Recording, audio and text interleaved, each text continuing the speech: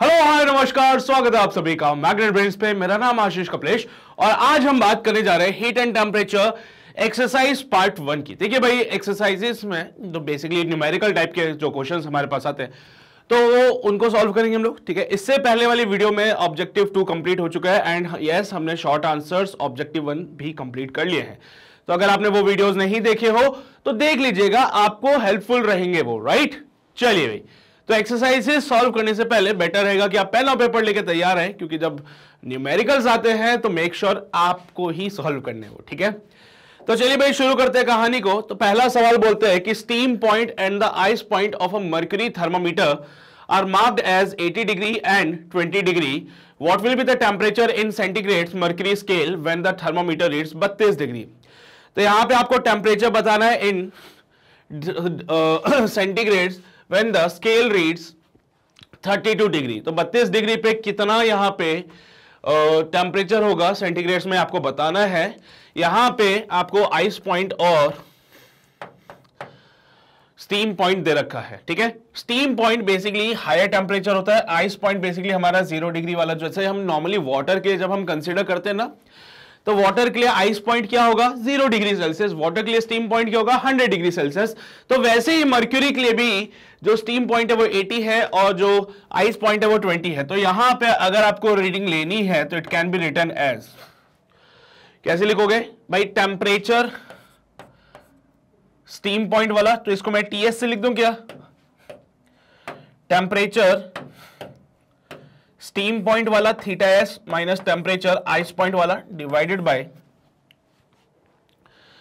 अच्छा सुनो एक और चीज, यहां पे स्टीम वाला नहीं आएगा, यहां पे नॉर्मल जो टेम्परेचर आता है आपका वो डिवाइड बाय स्टीम पॉइंट वाला माइनस आइस पॉइंट वाला, तो ये हो जाएगा आपका थीटा डैश।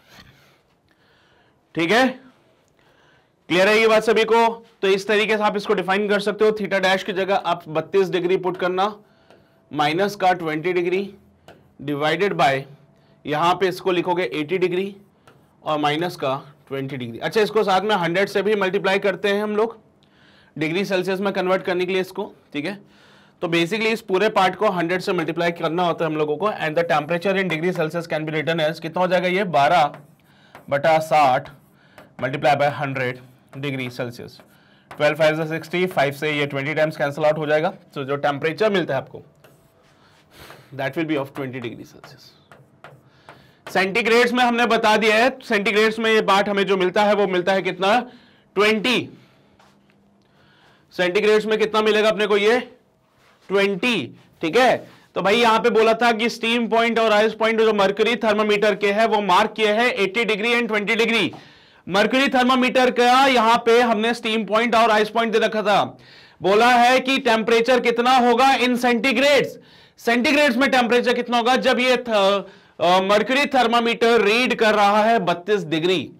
जब मर्क्यूरी थर्मामीटर 32 डिग्री रीड कर रहा है तो उस टाइम पे डिग्री सेल्सियस में क्या आंसर होगा। तो मर्क्यूरी थर्मामीटर जो रीड करता है उसको अगर आपको डिग्री सेल्सियस में लेके जाना है, अगर उसको आपको डिग्री सेल्सियस में लेके जाना है, so you have the formula, यहां पे उसकी रीडिंग लिखोगे जो भी आती है, ये आइस पॉइंट हो गया divided by steam point minus ice point multiply by 100 और यहां पे डिग्री सेल्सियस लगा देना।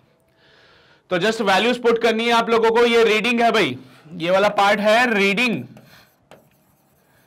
ये जो होता है यहां पे इसको रीडिंग कहते हैं। ठीक है, बाकी ये स्टीम वाला हो गया हमारे पास, ये आइस वाला हो गया, आइस से डिनोट किया है तो वो बेसिकली आइस पॉइंट के लिए है और एस से लिखा है तो वो स्टीम पॉइंट के लिए है। सॉल्व करने के बाद इट कम्स आउट बी ये 32 माइनस का 20 डिवाइडेड बाय 80 माइनस का 20 multiply by 100 degree Celsius. Solve करने पे 12/60 इंटू 100, सॉल्व किया 12 5 से 60, 5 से 20 टाइम्स, तो answer will be of 20 degree Celsius. यानी कि जब आपके जब आपका ये मर्क्यूरी थर्मामीटर रीड करता है 32 डिग्री तो टेम्परेचर कितना है उसमें असल में 20 डिग्री सेल्सियस। तो ये बात तो आपको पता है ना कि मर्क्यूरी थर्मामीटर में जो डिग्री सेल्सियस के जो स्केल्स होते थे वो डिपेंड करते हैं मर्क्यूरी कॉलम पे, बताया था मैंने आपको बात, तो वही चीज है ये बेसिकली। ठीक है, तो देख लो भाई, क्वेश्चन नंबर फर्स्ट हमारा कंप्लीट हो गया है, इसको छाप लीजिए, फिर हम आगे बढ़ते हैं हमारे अगले सवाल की ओर। बढ़े आगे, ऑल राइट। तो चलिए भाई to the next question. Question number 2 क्या कहता है, A constant volume thermometer registers a pressure of 1.5 into 10 raised to power 4 Pascal at the triple point of water and a pressure of 2.05 into 10 raised to power 4 Pascal at the normal boiling point. What is the temperature at the normal boiling point? Normal boiling point पे temperature चाहिए. देखिए भाई, इसकी कहानी basically अगर आपको चाहिए कि कहां से आ रही है तो मैं आपको बता सकता हूं कि ये कैसे हो रहा है. अगर आपको इसके बारे में ज्यादा नहीं पता तो आप ऐसे रिलेट कर सकते हो इसको कि सर कांस्टेंट वॉल्यूम थर्मोमीटर की बात हो रही है और कांस्टेंट वॉल्यूम थर्मोमीटर पे देखिए भाई, वॉल्यूम को कांस्टेंट करे तो प्रेशर डायरेक्टली प्रोपोर्शनल आता है टेम्परेचर के. वॉल्यूम को कांस्टेंट करने पे प्रेशर डायरेक्टली प्रोपोर्शनल आता है टेम्परेचर पे. तो प्रेशर ट्रिपल पॉइंट पे डिवाइडेड बाय, एक काम करता हूं, ट्रिपल पॉइंट को टीआर से लिख देता हूं. ठीक है, तो ट्रिपल पॉइंट पे जो प्रेशर है PTR, that will be of 1.5 into 10 की पावर 4 पास्कल्स. और नॉर्मल बॉइलिंग पॉइंट पे जो प्रेशर है वो है कितना, 2.05 इंटू 10 की पावर 4 पास्कल्स. ट्रिपल पॉइंट पे प्रेशर इतना आ रहा है, नॉर्मल बॉइलिंग पॉइंट पे प्रेशर इतना आ रहा है. अब यहां पे ध्यान देंगे तो टेम्परेचर की बात करें तो ये यहां पे एक आता है 273 केल्विन का, और एक नॉर्मल बॉइलिंग पॉइंट पे देखो, इसको मैंने टी डैश ले लिया और नॉर्मल बॉइलिंग पॉइंट पे जो टेम्परेचर आएगा वो मुझे बताना है बेसिकली. तो इसके लिए एक रिलेशन बनता है, अगर आपको पता है तो बहुत अच्छी बात है, नहीं पता तो अभी फिलहाल तो लिख लीजिएगा. It is given by P divided by triple point वाला pressure, P divided by triple point वाला प्रेशर मल्टीप्लाई बाय 273. वैसे तो यहां पे 273.15 लिखते हैं, बट इट्स ओके, आप रिलेट कर सकते हो इसको. ठीक है, तो अब आपको जस्ट वैल्यूज पुट करनी है. देखो वही ट्रिपल पॉइंट वाला प्रेशर और टेम्परेचर हमने डिफाइन कर दिया है वहां पे, और सिर्फ आप ये जानते हो कि pressure directly proportional to temperature होता है. वैसे तो इसका रिलेशन कुछ अलग ही चलता है भाई. इसकी कहानी कुछ इस प्रकार से आती है, C इंटू टी करके. C का जो वैल्यू लिखते हैं वो लिखते हैं कितना होता है ये, T डैश अपॉन P करके करते हैं इसको, है ना. मतलब basically that will be like P dash upon T dash. तो ये P dash upon T dash हो जाएगा. जब इसको सिंप्लीफाई करेंगे तो it will B P T dash divided by P dash.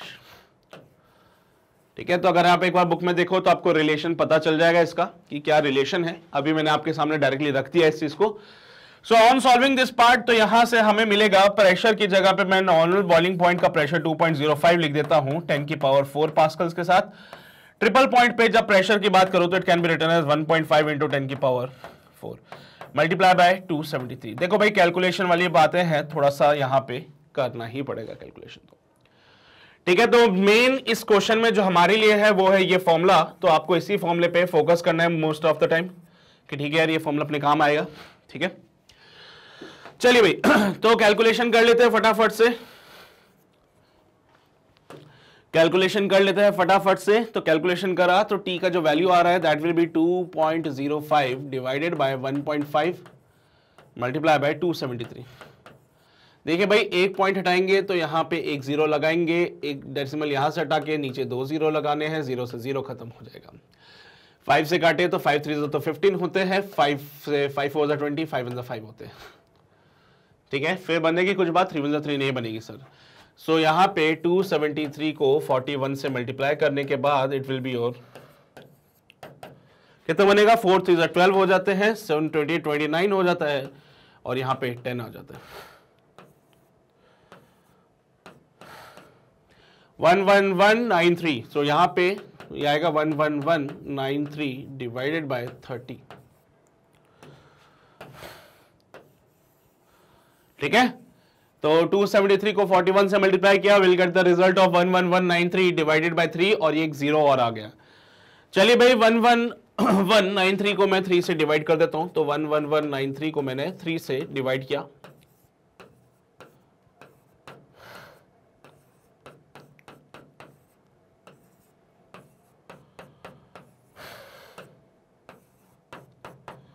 So the answer comes out to be 373.1. 373.1. तो आपसे आंसर पूछ रहा था वो, तो आंसर कम्स आउट बी 373.1. ठीक है, तो this is the answer, that will be in kelvin. तो यहां पे केल्विन लिख देना साथ. कैलकुलेशन वाला पार्ट है यार, एक बार चेक कर लेना आप लोग को, ठीक है।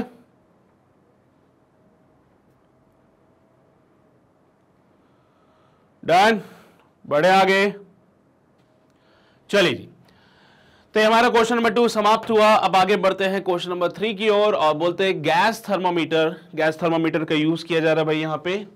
measures the temperature from the variation of a pressure of a sample of gas if the pressure measured at the melting point। भाई यहाँ पे ध्यान से सुनिएगा, बड़ी इंपॉर्टेंट बात बोली जा रही है कि जो नॉर्मल मेल्टिंग पॉइंट पे प्रेशर है that will B 2.2 times of the pressure at the triple point. भैया ट्रिपल पॉइंट पे जो प्रेशर है,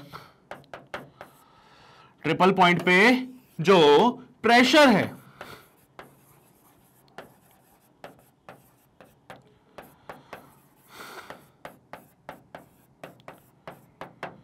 वो कितना है, वो हम मान लेते हैं P डैश। ट्रिपल पॉइंट पे जो प्रेशर होता है वो हम मान लेते हैं P डैश, ठीक है। तो वो कितना हो गया, P डैश हो गया भाई, बहुत बढ़िया।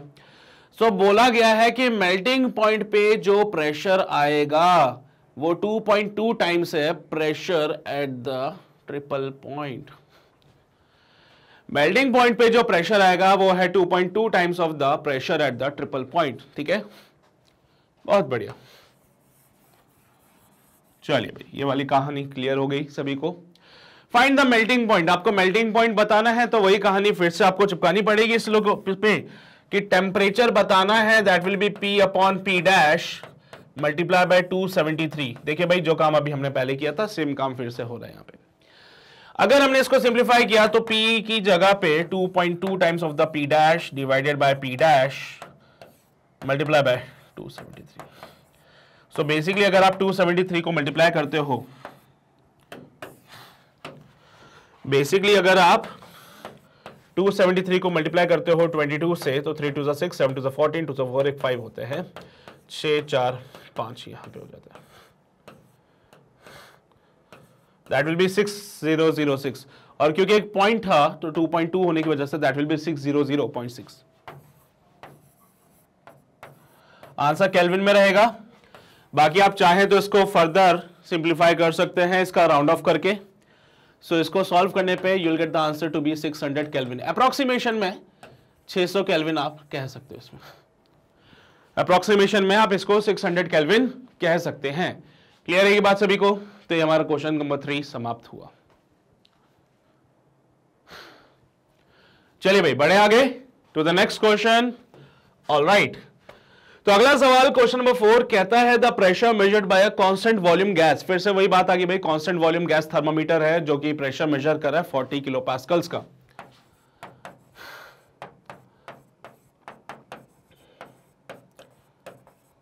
ठीक है, at the triple point of water. तो ट्रिपल पॉइंट पे जो प्रेशर है वो 40 किलो पास्कल्स का। तो P dash pressure at the triple point मैंने मान लिया। What will be the pressure measure at the boiling point of water. भैया बॉइलिंग पॉइंट ऑफ वाटर पे कितना प्रेशर होगा, यानी कि इस बार मुझे P निकालना है और इस बार उन्होंने मुझे T दे रखा है 100 डिग्री सेल्सियस, बोला तो 373 केल्विन। भाई केल्विन में कन्वर्जन तो आता ही होगा तुम लोगों को, तो केल्विन में हमने इसका क्या किया है, कन्वर्जन कर दिया है। और केल्विन में कन्वर्जन के बाद now you have this part. तो फिर से देखो भाई, कांस्टेंट वॉल्यूम गैस थर्मामीटर है, तुम्हारी सेम कहानी रिपीट कर सकते हैं फिर से यहाँ पे हम लोग। तो सेम कहानी रिपीट करी भाई, प्रेशर प्रोपोर्शनल टू टेम्परेचर के हिसाब से अगर लगाया जाए तो T is equals to P upon P dash into 273।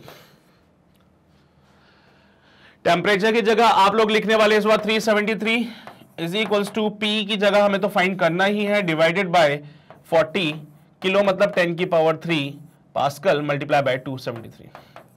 So P का जो वैल्यू होगा that will B 373 multiply by 40 multiply by 10 की power 3 divided by 273। So P का जो वैल्यू आता है कितना बनेगा, ये 373 मल्टीप्लाई बाय 40, तो 0 0 0 4 3 12 7 4 28 29 4 3 12 13 14 0 2 9 4 1। सो that will be around like कितना हो जाएगा ये, ठीक है 14920 14920 डिवाइडेड बाय 273 इंटू 10 की पावर 3 पास्कल। 10 की पावर 3 पास्कल को किलो पास्कल कहते हैं भाई, 10 की पावर 3 पास्कल को किलो पास्कल कहते हैं भाई। And let's solve this part. तो भाई 1492 को मैंने 273 से मल्टीप्लाई किया। देखिए जी 273 को मैं कितने से मल्टीप्लाई करूं, 6 से कर दूं, 6 3 18, फिर 43 हो जाएगा, 6 2 12, 13 14 15 16, ये तो ज्यादा हो जाएगा सर, 5 से करना पड़ेगा इसको मतलब। तो इसको अब हम 5 से मल्टीप्लाई करते हैं। देखो भाई कैलकुलेशन वाला पार्ट ऐसा है जहां पे आपको थोड़ा सा कष्ट करना पड़ेगा, थोड़ी सी मेहनत करनी पड़ेगी, ठीक है। तो 5 3 15 हो जाते हैं, 7 35 36 हो जाता है, 5 2 10 11 12 13 यहां पे हो जाता है। तो it will be the perfect part. तो 5 से किया 1365,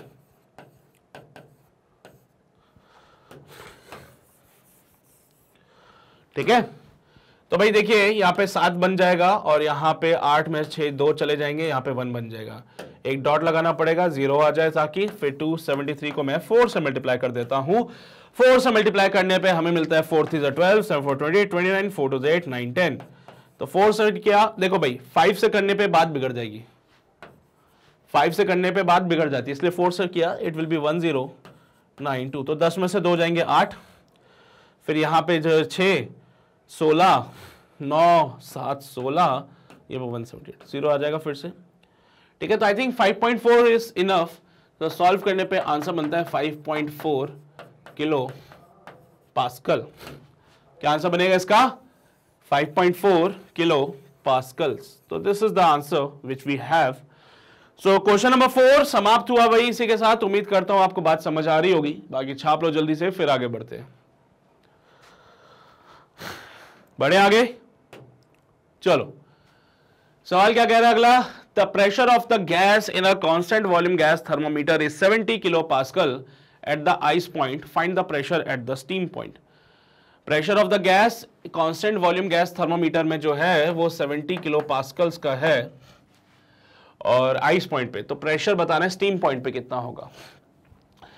देखिए भाई ट्रिपल पॉइंट पे the pressure of the gas in a constant volume gas. अच्छा यहाँ पे ट्रिपल पॉइंट पे कोई प्रेशर ही नहीं दे रखा है, इस बार इन्होंने आइस पॉइंट पे प्रेशर दे रखा है simply, that will B 70 kilo pascal, और हमसे प्रेशर पूछा जा रहा है स्टीम पॉइंट पे कितना होगा। आइस पॉइंट पे प्रेशर दे रखा है, स्टीम पॉइंट पे प्रेशर पूछ रहा है। तो सबसे पहले मैं आइस पॉइंट के लिए ही सॉल्व करता हूं इसको। तो भाई टेम्परेचर जो भी होगा मुझे नहीं पता, that will B P ice divided by P dash multiply by 273। अच्छा एक बात बताओ, आइस पॉइंट पे टेम्परेचर कितना होना चाहिए, आइस पॉइंट पे हम टेम्परेचर कितना कंसीडर करके चलें। आइस पॉइंट पे टेम्परेचर जो होता है basically most of the time हम 0 डिग्री सेल्सियस ले लेते हैं, हाँ ले सकते हैं। तो मैं यहां पे अगर 273 लिख दूं तो यहां से P ice upon P dash into 273 लिख लेंगे। आइस पॉइंट पे टेम्परेचर 273 होता है, तो यहां से दोनों चीजें बराबर आ सकती है क्या, P डैश बराबर वही होगा जो आइस पॉइंट पे प्रेशर था, यानी कि 70 किलो पास्कल्स। अब कहानी आगे लेके चलते हैं, प्रेशर बताने स्टीम पॉइंट पे कितना होता है। तो स्टीम पॉइंट पे जो प्रेशर होता है that will B how much. तो साहब स्टीम पॉइंट पे टेम्परेचर की बात करूं तो वो होता है 373 is equals to steam point पे pressure divided by triple point पे प्रेशर मल्टीप्लाई बाय 273। अरे स्टीम पॉइंट पे प्रेशर जो टेम्परेचर होता है 373 केल्विन का होता है, स्टीम पॉइंट पे प्रेशर बताना है तो pressure can be written as 373 divided by 273 multiply by P dash. So it will be 373 divided by 273 multiplied by 70 kilo pascal, ठीक है। तो भाई मल्टीप्लाई किया 373 को 7 से, 7 3 21, 7 7 49, 50 51, 21 22 23 24 25 26। So 2611 divided by 273। अच्छा ओ ऐसा, ठीक है करते सर। वैसे ये एक 0 रह गया अभी है ना, हाँ अब ठीक है, ठीक अब ठीक है।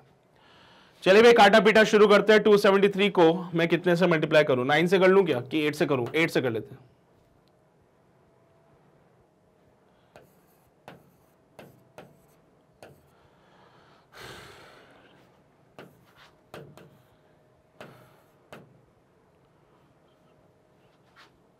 9 से हो पाएगा? 9 से कर लेते हैं। 273 को 9 से मल्टीप्लाई किया, 9 3 जा 27, 65 यहां पे हो जाएगा, 18 6 24, चलो 9 से ठीक है, 2 4 5 7।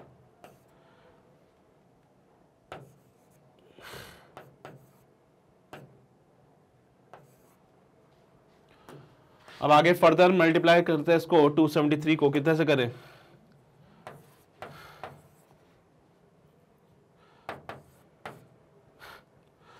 5 3 15, 7 35 36। 6 से करोगे तो ज्यादा हो जाएगी, कहानी ज्यादा हो जाएगी ना। हाँ, तो 6 से करेंगे तो कहानी ज्यादा हो जाएगी, इसीलिए 5 से करना ज्यादा बेटर है। So that will be approximately 95 kilo pascals. कितना बनेगा भाई वो? 95 किलो पास्कल्स बनेगा।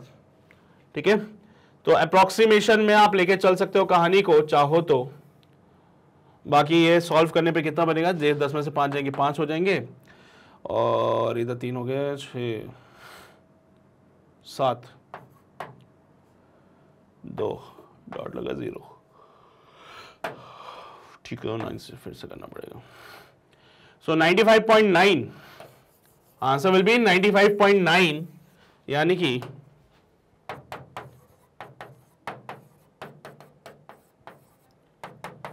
96 kilo pascal.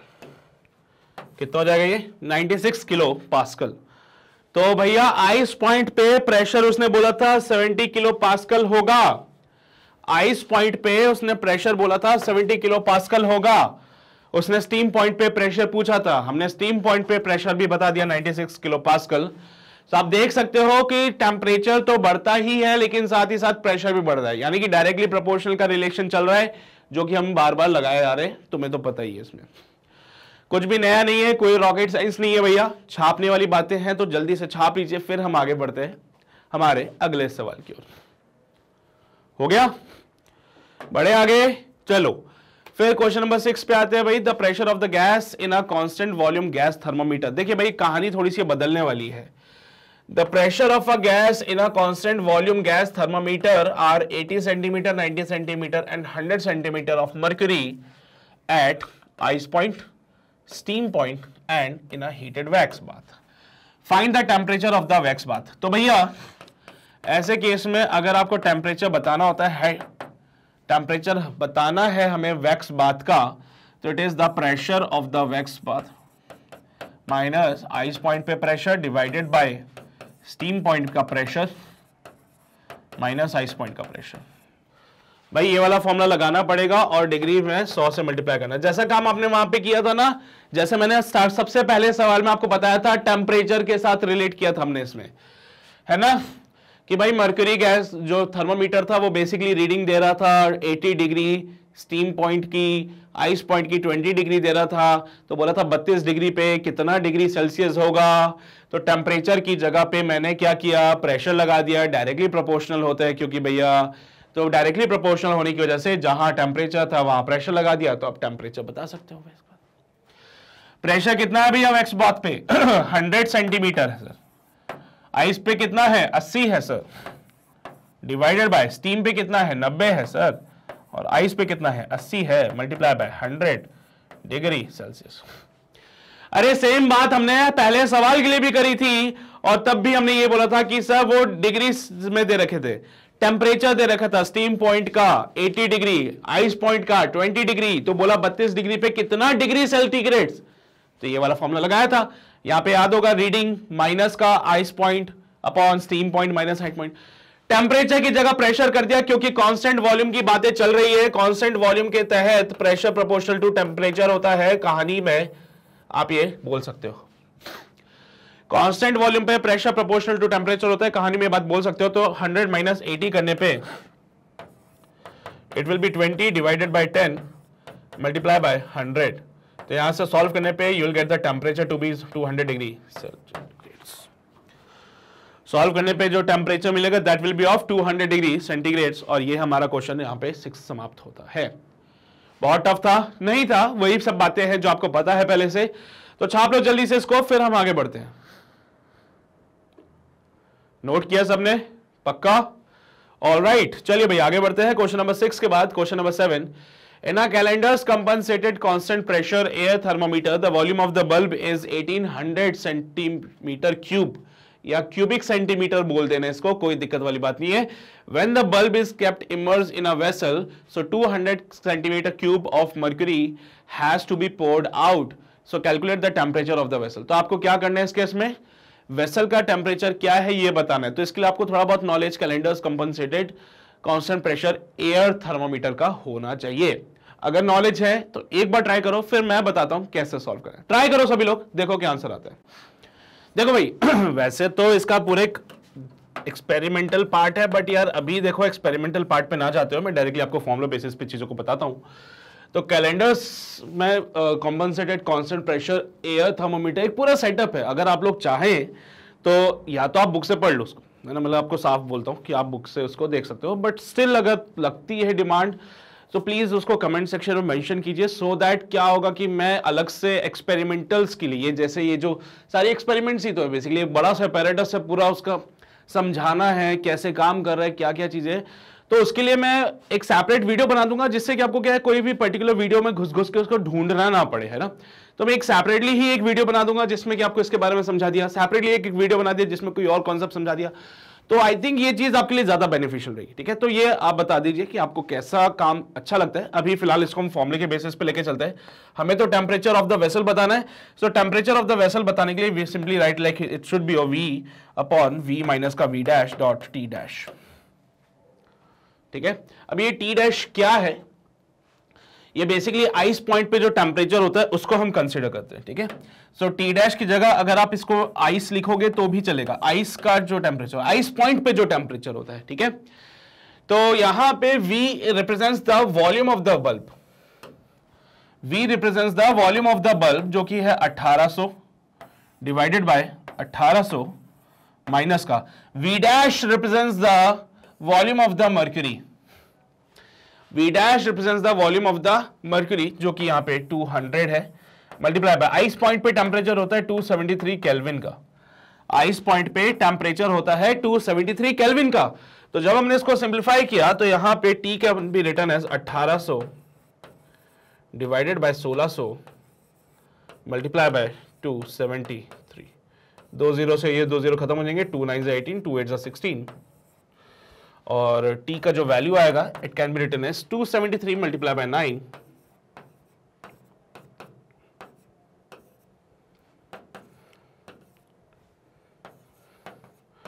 It will be 2457, कितना बनेगा 2457 डिवाइडेड बाय 8, कितना हो जाएगा? चलो काटा पीटा कर ही लेते, लगे हाथ यहां पे भी 8 से डिवाइड करेंगे इसको,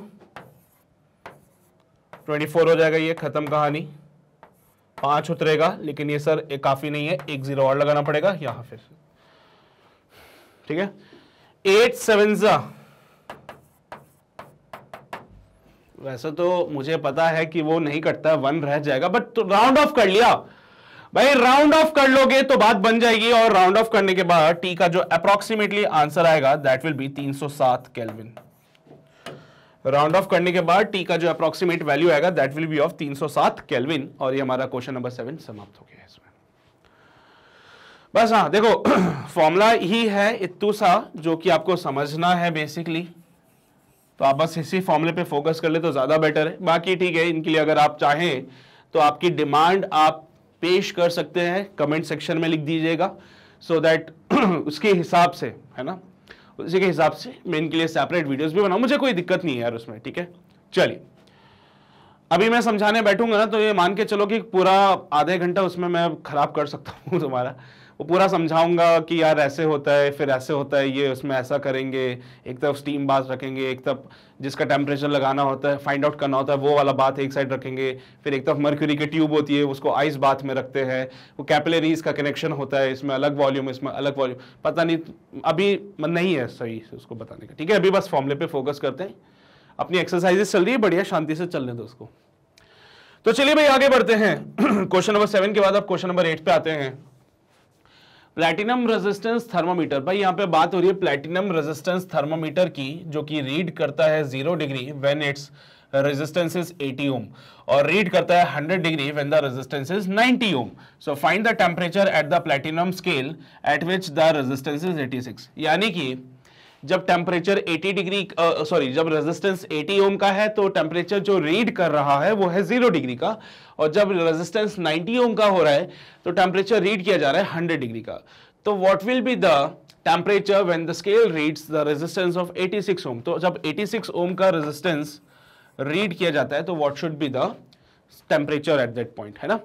तो देखिए भाई, कहानी में फिर से वही बोलूंगा कि वैसी ही कहानी चलेगी, चिंता बिल्कुल भी मत करना। टेम्परेचर को लिख सकते हो, रीडिंग वाला रेजिस्टेंस माइनस का, ये रेजिस्टेंस है 0 डिग्री पे, डिवाइडेड बाय 100 डिग्री पे जो रेजिस्टेंस आएगा, माइनस में 0 डिग्री पे जो रेजिस्टेंस आएगा, डिवाइडेड बाय 100 डिग्री सेल्सियस। कहानी में चल रही है डिग्री सेल्सियस की बातें, तो वही सब चलेगा। ठीक है भाई, प्लैटिनम रेजिस्टेंस थर्मोमीटर के लिए है ये बात, ठीक है। चलिए, तो ये सारी बातें इन टर्म्स ऑफ रेजिस्टेंस आ गई। देखिए भाई, RT की जगह पे तो मैं 86 ओम लिख दूंगा, RO की जगह पे यानी कि 0 डिग्री सेल्सियस पे जो रेजिस्टेंस आ रहा है वो 80 ओम का है। फिर उसके बाद R100 यानी 100 डिग्री सेल्सियस पे जो रेजिस्टेंस आ रहा है वो आ रहा है 90 ओम का। तो ये सारी वैल्यूज यहां पे पुट करनी है। सो मुझे टेम्परेचर थीटा मिल जाएगा, RT की जगह 86 माइनस का 80 डिवाइडेड बाय 90 माइनस का 80 multiply by 100। So theta can be written as, कितना हो जाएगा भाई, 86 minus 86 divided by 10 multiply by 100। तो यहां पे 60 डिग्री सेल्सियस, यानी कि जब 86 ओम का रेजिस्टेंस आपको मिल रहा था तो उस टाइम पे जो टेम्परेचर आएगा that will be of 60 degree Celsius. कहानी समाप्त। हाँ, बस इतनी सी बात है। तो अगेन आपके लिए वही इंपॉर्टेंट है, ये formula, again the formula is important for us, तो वही फॉर्मूले को कंसीडर करते हुए हमने इसको सॉल्व किया है। ठीक है, बढ़े आगे। ओके, चलिए तो आगे बढ़ते हैं। अगला सवाल, रेजिस्टेंस थर्मोमीटर। फिर से देखिए भाई, रेजिस्टेंस थर्मोमीटर की बात हो रही है, जो कि 20 ओम का रेजिस्टेंस बताता है, 27.5 ओम का रेजिस्टेंस बताता है एंड 50 ओम का रेजिस्टेंस बताता है at the ice point, steam point and the zinc point respectively. यानी 0 डिग्री सेल्सियस आइस पॉइंट पे जो रेजिस्टेंस है 20 ओम का है, स्टीम पॉइंट जो कि 100 डिग्री सेल्सियस है रेजिस्टेंस है 27.5, और जिंक पॉइंट जो कि 420 डिग्री सेल्सियस है वहां पे रेजिस्टेंस है 50 ओम का। Assuming that the resistance varies with the temperature as this relation. Theta यहां पे टेम्परेचर होगा, ठीक है, डिग्री सेल्सियस में, और यहां पे R थीटा यानी कि किसी भी पर्टिकुलर टेम्परेचर पे जो रेजिस्टेंस है वो R0 मतलब 0 डिग्री सेल्सियस पे जो रेजिस्टेंस है वो अल्फा बीटा हमें बताना है। सॉरी, R0 एक कांस्टेंट है, sorry R0 is a constant, alpha beta are the constant, और इन तीनों की वैल्यू मुझे बतानी है। सो यार यहां पे ये चीज का थोड़ा सा हम लोग ध्यान रखेंगे कि R0 is not the resistance, तो यहां पे रेजिस्टेंस है कितना, 20 ओम का एट 0 डिग्री सेल्सियस, रेजिस्टेंस है 27.5 ओम का एट 100 डिग्री सेल्सियस, और रेजिस्टेंस जो है वो है कितना 50 ओम का एट 420 डिग्री सेल्सियस। ठीक है, तो भाई ये वाली बातें हैं। तो चलिए जब विचार करते हैं इस पे कि रेजिस्टेंस टेम्परेचर के साथ वेरी कर रहा है। तो पहला वाला सिचुएशन लेके सॉल्व करूं मैं, R1 R2 R3। पहली वाली सिचुएशन लेके चलता हूं, तो यहां पे R theta R0 1 plus alpha theta plus beta theta का स्क्वायर, यहां पे R1 is equals to R0 1 plus alpha into 0 plus beta into 0 का। ठीक है भाई, टेम्परेचर की जगह थीटा की जगह 0 पुट कर दिया मैंने, और कुछ नहीं। R1 कितना है 20, शुड बी और R0, तो R0 का वैल्यू मिल गया आपको कितना 20 ओम मिल गया R0 का वैल्यू। सबसे पहली चीज उसने R0 पूछा था, हमने बता दिया। दूसरी बात आती है वो अल्फा के लिए जाना चाहता है, तो R0 की वैल्यू पता है, तो अब आप किसी भी टेम्परेचर को उठा के अल्फा बीटा फाइंड कर सकते हो। एक बार 100 डिग्री पुट करेंगे, एक बार 420 डिग्री पुट करेंगे। तो चलिए भाई इसको अगले पेज पे सॉल्व करते हैं। तो अगले पेज पे आए, इसको सॉल्व करा तो R2, भैया नाराज क्यों होते हो, तो यहां पे लिखेंगे R2 is equals to R0 1 plus 100 alpha plus beta. ये वाली कहानी क्लियर है? कुछ नहीं किया मैंने, R2 is equals to R0 1 plus alpha, theta की जगह क्या पुट कर दिया 100, तो 100 का स्क्वायर वही कितना होता है 10,000। तो R2 की वैल्यू कितनी है 37.5, सॉरी 27.5 है ना, हाँ। सो 27.5 is equals to 20 1 plus 100 alpha plus 10,000 beta. नीचे चला जाएगा ये, तो 275 डिवाइडेड बाय 200 माइनस का 1 शुड बी और 100 अल्फा, 100 कॉमन निकाल दूं, अल्फा प्लस 100 बीटा हो जाएगा। ये कोशिश तो कर रहा हूं कि मैं काम आसान हो जाए अपना। तो देखते कि 20 अपॉन में आया, पॉइंट हटाया, जी हो गया, ये प्लस का 1 इधर आएगा, माइनस का 1 हो जाएगा। So it will be 275 minus का 200 divided by 200 multiply by 100 is equals to alpha plus 100। देख रहे हो भाई, 100 को भी नीचे लेके आ गया। सॉल्व करा इसको हमने, तो ये कैसे बनेगा 75 divided by 200 multiply by 100 is equals to alpha plus 100 beta. काट दे इसको, कितने टाइम्स कटेगा ये? सो 2 से तो ये 100 टाइम्स चला जाएगा, 2 से कटेगा ये, 2 3 6, 2 7 14, 37.5।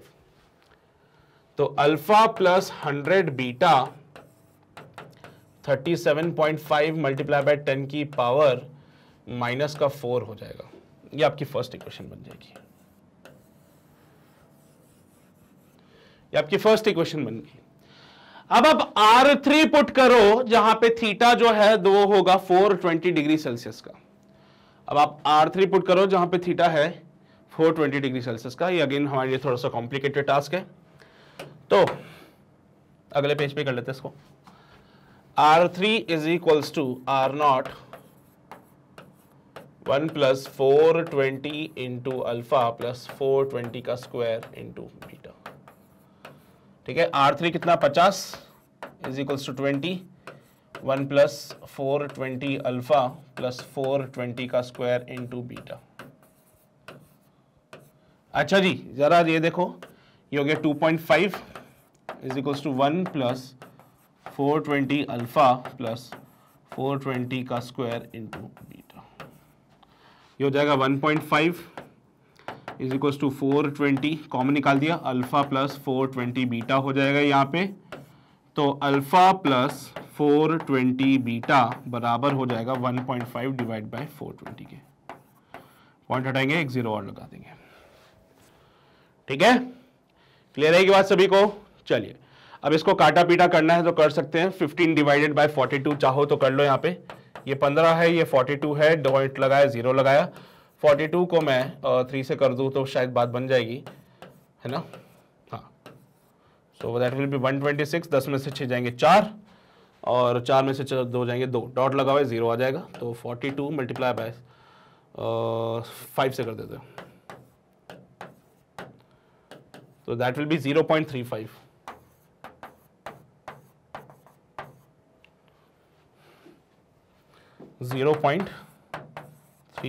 multiplied by 100. So that will be alpha plus 420 beta approximately 35 into 10 की पावर माइनस का 4 हो जाएगा। ये आपकी सेकंड इक्वेशन बन चुकी है, ये बन गई आपकी सेकंड इक्वेशन। आपने R0 का वैल्यू तो निकाल ही लिया था, लेकिन आपको अल्फा और बीटा की वैल्यू भी चाहिए थी साथ में।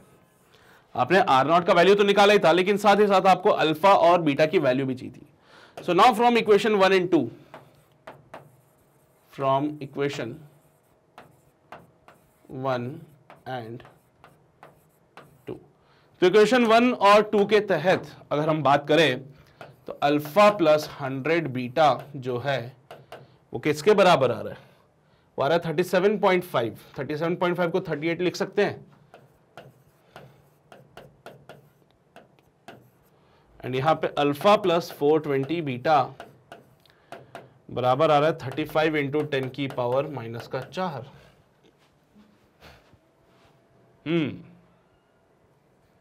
अब क्या करें? काटना तो पड़ेगा, एक तरफ से काटेंगे तो नेगेटिव आ रहा है यार। चलो देखते हैं। सॉल्व किया, दोनों इक्वेशन को माइनस कर देते हैं। यहाँ पे हम लोग माइनस करने से अल्फा से तो अल्फा खत्म हो जाएगा, ये बन जाएगा 320 बीटा माइनस का, that will be equals to 3 approximately 3 into 10 की पावर माइनस का 4। सो बीटा का जो वैल्यू बनता है वो नेगेटिव में आ रहा है, 3 इंटू 10 की पावर माइनस का 4 डिवाइड बाय 320। चेक कर लेते हैं भाई, कहीं ऐसा तो नहीं क्वेश्चन में कुछ उन्होंने और ही बोलो, यहाँ पे ऐसा कुछ बोला नहीं है कि ये पॉजिटिव कांस्टेंट है या क्या। तो जब ऐसी बातें नहीं बोलते तो हमने सोचा चलो चलने दो, क्या जा रहा है भाई है ना। सो 3, ये 32 डॉट लगाया 0 है, एक 0 और लगाना पड़ेगा। सो 32 मल्टीप्लाई बाय 9 3,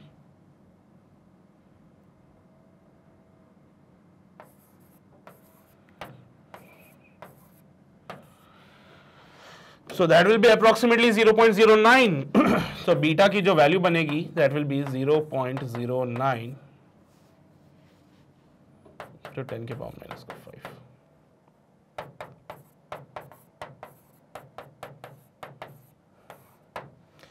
यार बीटा मेरा नेगेटिव आ रहा है, मेरे पास बीटा जो है वो नेगेटिव आ रहा है, तुम्हारे क्या विचार है? बाकी एक बार अल्फा भी फाइंड आउट कर ही लेते हैं, उसके बाद क्रॉस चेक कर लेंगे फिर से हम लोग कि हम सही जा रहे कि नहीं जा रहे।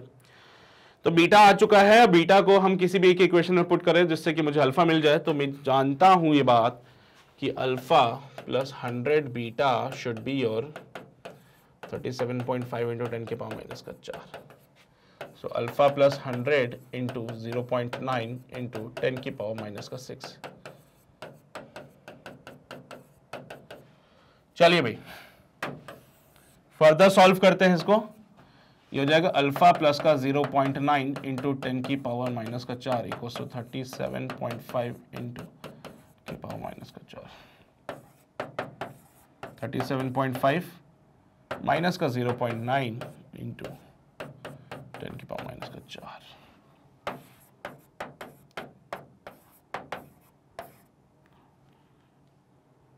छः आ जाएंगे यहाँ पे 6 आ जाएगा 36.6 इंटू 10 की पावर माइनस का 4। तो भाई दो वैल्यूज अपने को मिलती हैं यहाँ पे, 10 से मल्टीप्लाई करेंगे 10 से डिवाइड करेंगे तो इक्वेशन बदल जाएगी, ठीक है। तो ये है अल्फा और बीटा की वैल्यूज जो हमारे पास आ रही है। एक बार तुम यहां से देख लो सारी बातों को, फिर हम आगे बढ़ते। एक बार क्रॉस चेक कर लेना अल्फा बीटा सही आ रहा है कि नहीं आ रहा है। छाप लिया सभी ने, हो गया यहां तक। फिर इसके बाद आगे आओ, यहां पे यहीं से था ना ये, हाँ यहां से था भाई। ये सारी बातें लिखो, ये एक रिलेशन आता है हमारे पास पहले तो अल्फा और बीटा में, जब हमने टेम्परेचर को देखा था 100 डिग्री सेल्सियस। उसके बाद आगे बढ़ते हैं, फिर दूसरा रिलेशन आता है, दोनों का आपस में सॉल्व करते हैं। इसका आप एक बार चेक कर लीजिएगा, आंसर माइनस में ही रहेगा, ठीक है।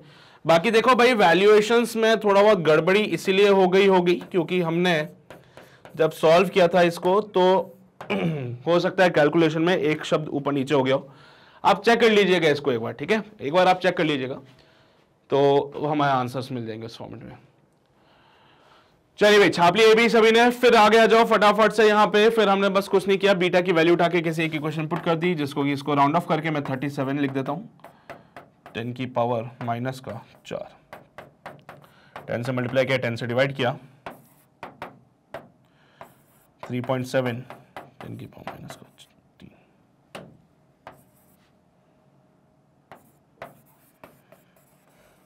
तो बेसिकली बस ये है, राउंड ऑफ करने वाली बातें हैं, ठीक है। तो ये हमारा क्वेश्चन नंबर 9 यहां पे भी समाप्त हो गया है।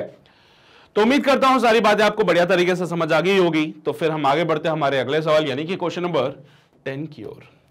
सो हमारा क्वेश्चन नंबर 10 हमसे क्या कहता है, एक कंक्रीट स्लैब जिसका लेंथ 10 मीटर का है, विंटर नाइट में जब टेम्परेचर 0 डिग्री सेल्सियस का था।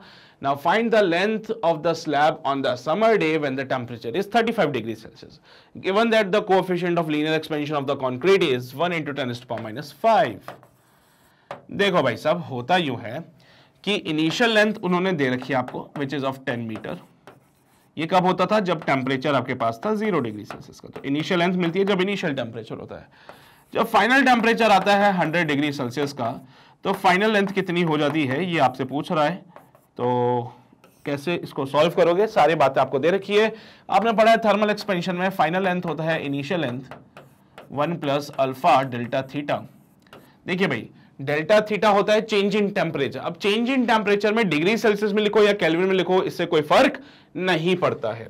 तो इनिशियल लेंथ तो 10 लिख देंगे, 1 प्लस अल्फा की वैल्यू ये रही, उठा के पुट कर दीजिए 10 की पावर माइनस का 5 इंटू 100।